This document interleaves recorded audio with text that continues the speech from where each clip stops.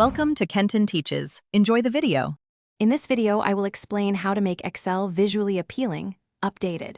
Start by picking a cohesive palette and setting a workbook theme for consistent color, font, and effect choices.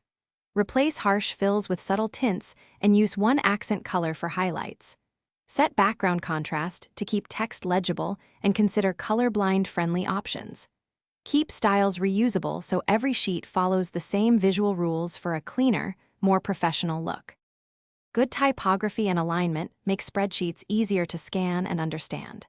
Use one font for headings and another for body text to create visual hierarchy without clutter.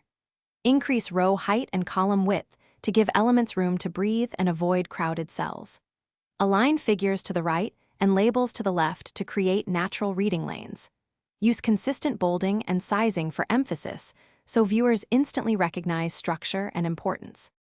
If you are finding this video helpful, please subscribe and like to support more content like this. Quick recommendation: on another note, socks life's too short for cheap socks. Go darn tough with a lifetime warranty, a small comfort while you work on spreadsheets.